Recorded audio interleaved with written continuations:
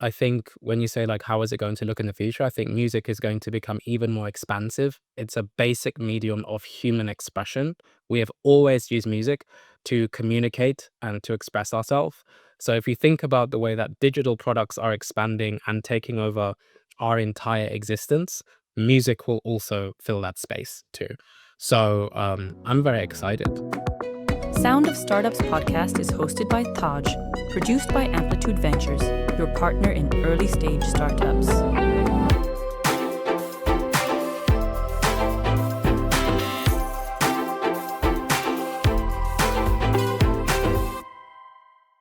Hello, everyone. Good morning. Today we have someone who has done by and large everything right. The right education, going to Cambridge and studying economics, working in the right companies, Bain, JP Morgan Chase. Then again did something very right when he entered the music, started the career with Spotify, then Believe. And then the last thing, which is again doing is right, is chose to be an investor in one of the most exciting times. That is, we have the whole surge of AI. And then they're investing into creative industries in general.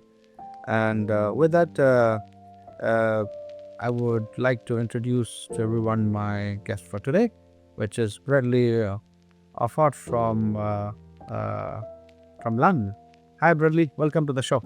Hi, Taj. Thanks so much for having me. How are you doing? I'm doing good. I'm in London at the moment. That's quite nice. So you're originally born, brought up, raised in London or somewhere else? Yeah, born and raised in South London, which is where I am right now. Grew up between London and Birmingham, so different parts of the UK, and that's where I spent all of my childhood. Oh, that's quite interesting.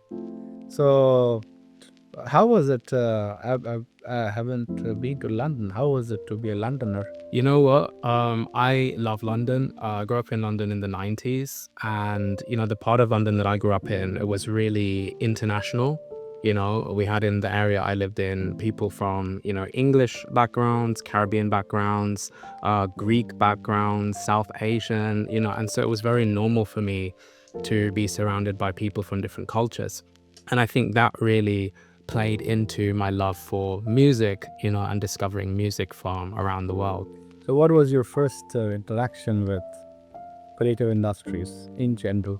Probably when I taught myself to play, there was a piano in my house because my dad, he plays the piano, and I taught myself to play at 4.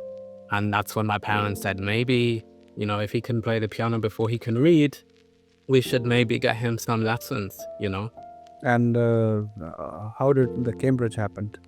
I knew I wanted to work in a very international commercial industry, and I was like, what is the best university for economics in the UK? And I think at the time they do these tables and Cambridge was number 1, and I was like, if I do really well in my exams, it was very simple in my mind. If I do very well in my exams and I work really hard, I will go here, and then I will get an economics degree, and then I will earn lots of money and travel around the world. This is what was in my mind at 15. So that's how Cambridge happened. My life after that definitely didn't go the way that I thought when I was 15, but that was the plan.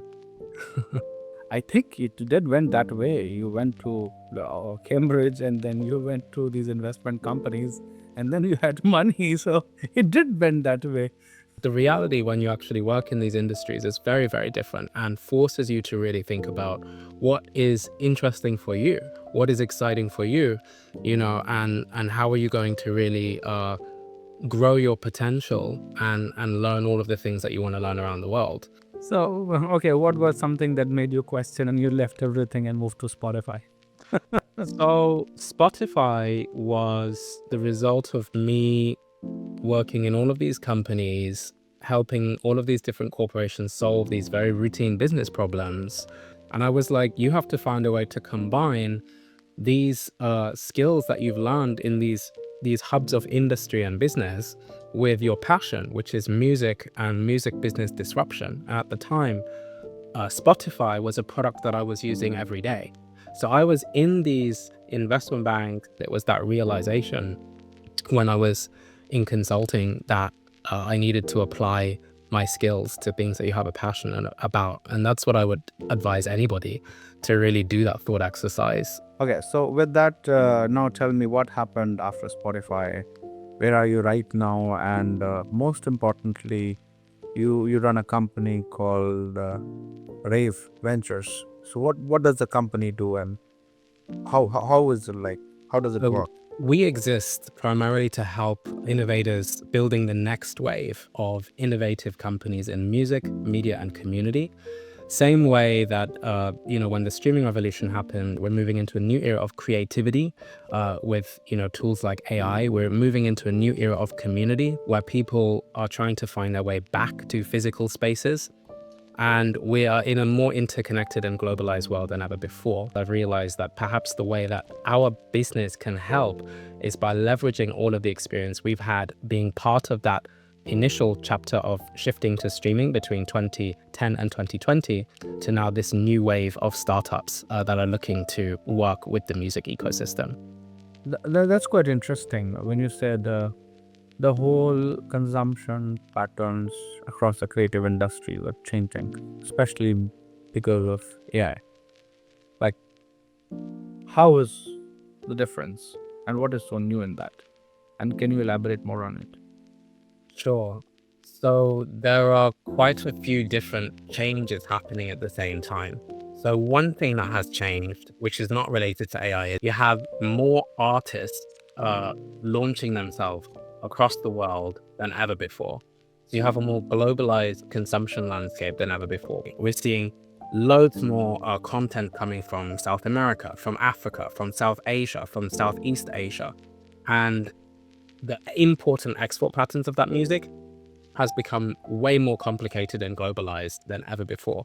The next shift, which is happening, which is linked to AI, is that now the barriers to production have come down even further. So when you think about products like Suno, for example, we are on the cusp of a new wave in creativity where it's not only professional artists that are able to put their content out there, and that's just on the digital content side without even thinking about how it bleeds over into the live industry, fan merchandise, fan communities, and all of the other ecosystems that exist around music itself. So it's a very, very exciting time for the music industry.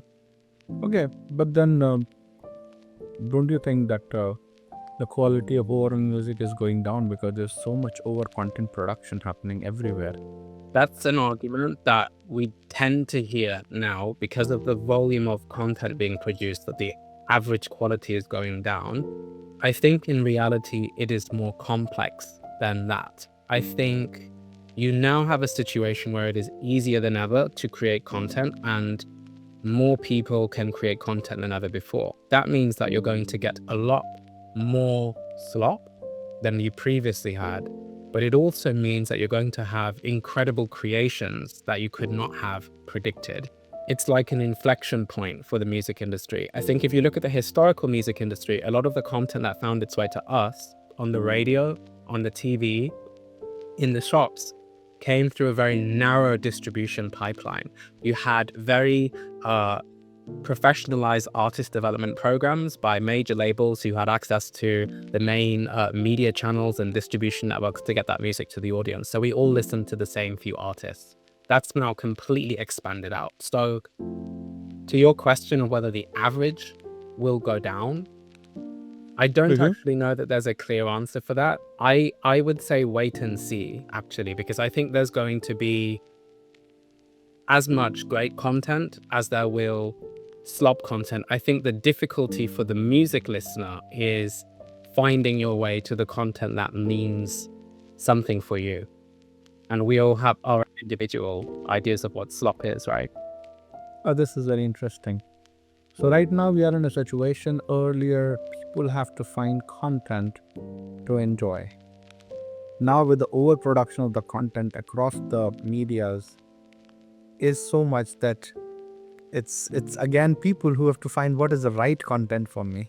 Yes. So both the way first it was scarcity of content, now there is oversupply of the content. But in both the cases, the consumer have to find what is good for them. Yes. That's quite Exactly. that's quite That's quite interesting. So, how do you see these, especially with the advent of AI and the way things are getting very fast-paced built suddenly out of the blue in music? How do you think it is going, and which is the direction things are heading to, actually? I think that I'm speaking very slowly because there's a lot of stuff going on at the same time, and there's a lot of contentious arguments about AI. There are a lot of people that are very worried, there are a lot of people that are very excited. I think that there is going to be a cooperation, a dialogue between the old music industry and these new AI companies. I think we're already seeing it. We're already seeing major labels. I know UMG already, I think, did one. Warner, I think, recently has entered into an agreement with Suno. Suno is the example I'm using because it's the most well-known AI music creation app right now. And so similarly to when Spotify entered the market with a streaming product, it was a major disruption, right? Oh my gosh, all of this music for only $9.99? This is awful. This is crazy. This is terrible. But as you could see, the music industry adjusted and it is still navigating that. Yeah. So I think you're going to see a marriage between these two sides to the industry. And I think what you'll see is the traditional side of the industry that we've been used to, which is brand building, major artists with fan communities. And you're going to see new artists come into that pool of super artists that maybe haven't come through the traditional artist development work, but will come via these more social open platforms because you can build a fan community that way. And then I think at the same time, you're going to see individual songs be repurposed into like lots of different types of songs. So this is why like it's really a lot of things are going to happen and it's going to be very exciting. But if you think about one catalog for one artist like Michael Jackson, because of these tools, you can now have so many different versions of a Michael Jackson song. You could have, Thriller, and you could have like a jazz version, a bossa nova version, like a EDM version. And so the use case of music and where historically popular music can appear is going to change. So that's going to be one thing that's going to happen.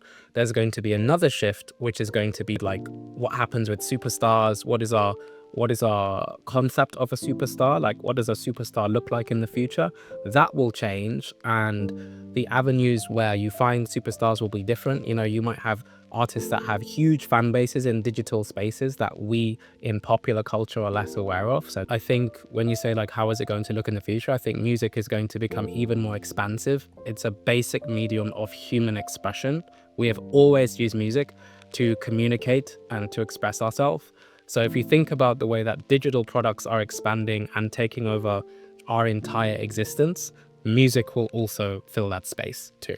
So I'm very excited. How do you see the startups right now in general in the creative industry and specifically music coming up? What is something new that you see there?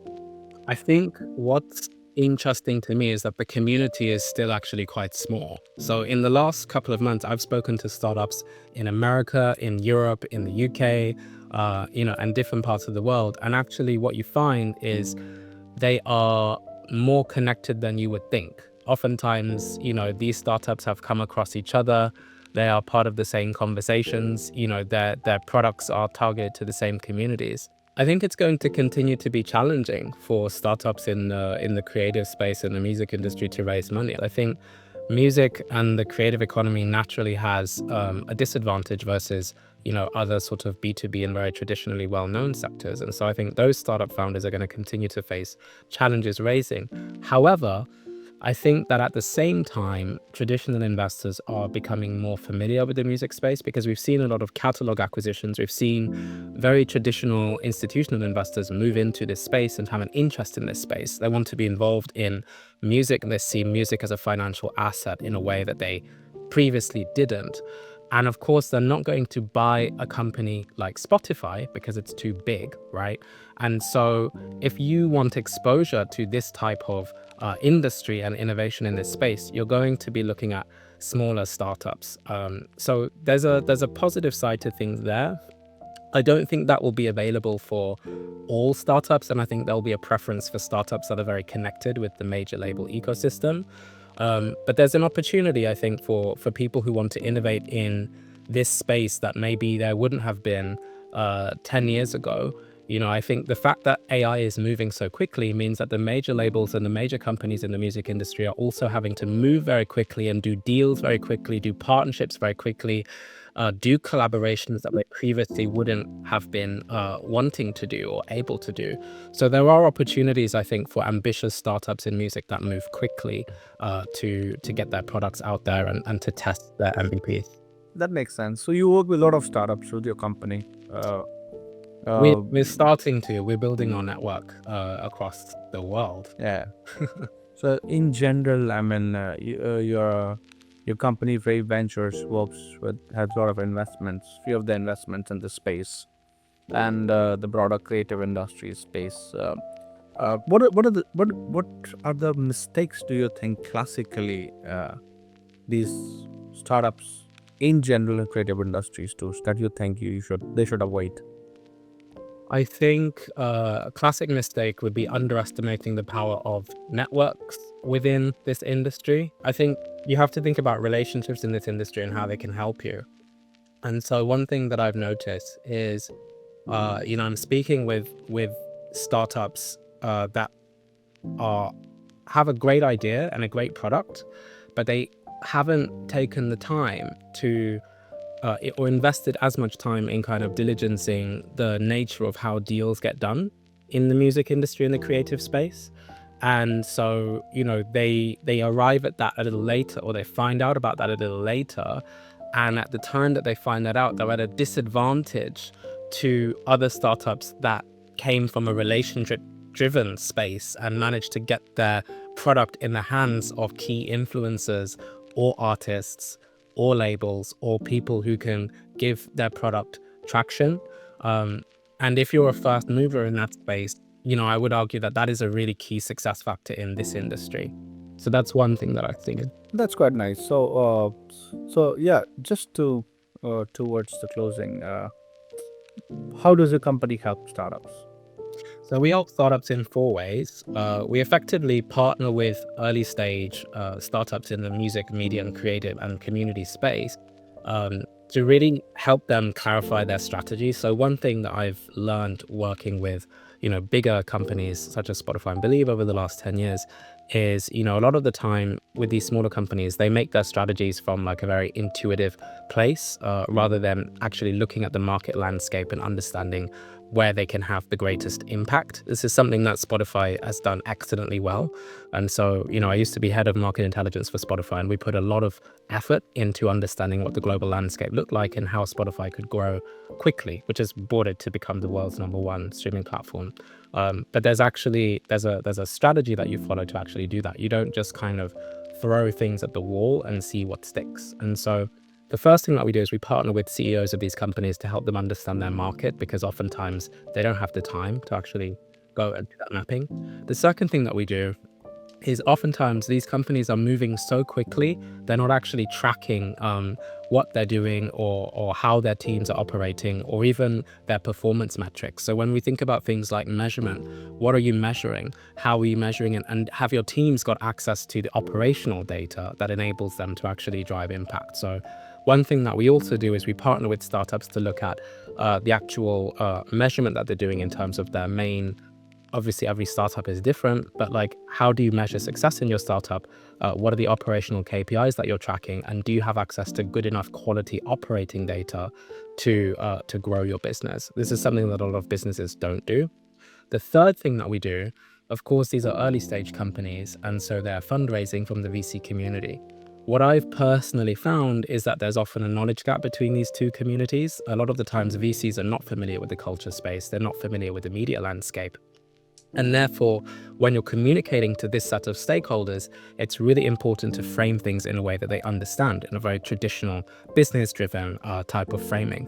This is often something that startups in this space are less familiar with, so we help them with that where we can.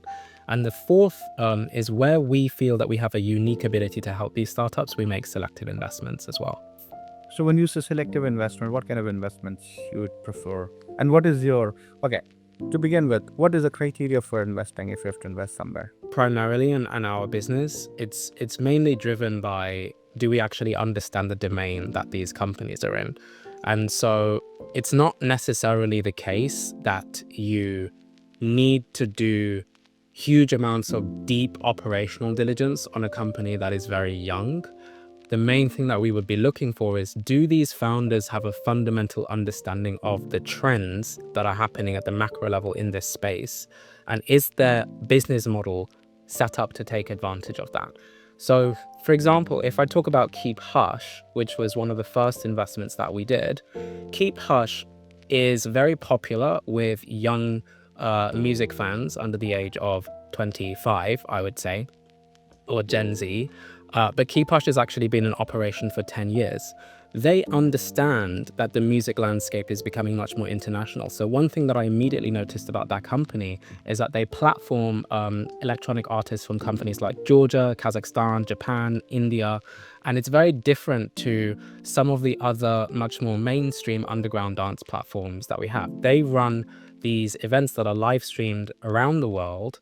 And so they have this proposition, which is about putting together pop-up raves across the world, but also live streaming them and enabling people to partake in them from wherever they are in the world. And to me, it just, from my experience, with nightlife personally, because I've spent a lot of time in these spaces around the world, it was clear to me that they fundamentally understand what young people are looking for, and their business is well positioned to take advantage of, I think, how the culture is evolving in the next couple of years. So these investments, we could say the same thing about, for example, Nothing, which is one of the only real challenger brands, certainly in the Western world, to the big tech companies like Apple and Samsung. They have come out with a consumer tech proposition which is very appealing to younger consumers who want to express themselves. Their technology is very fashion forward, and they're developing an AI native ecosystem around their tech. And so sometimes you see these companies and you understand that they have the capability to be a category leader. And where we see that, it's important to do what we can to help those founders and also invest in the business. Makes sense. A lot of sense. So, Bradley, I think you're the man with the right education, with the right skills, with the right work experience, and the way you approach investments and with your company, with the Raven Ventures, is also quite interesting. So, I think we're going to have something very interesting very soon coming from your investments. And with this, I wish you best of luck. And I would like to say it was a pleasure talking to you. Thank you. Really had a nice conversation. I learned so many things. How the whole investment thesis on which you operate, and then how the change is going to happen in the industry. So thank you so much for your time. And I mean, we have a lot of founders and. Thank you, Taj. Thanks for having me on. So that was Bradley, who is founder of Ray Ventures, an investment company, and we had a wonderful conversation, and we look forward with the new guest the next week. So then, bye-bye.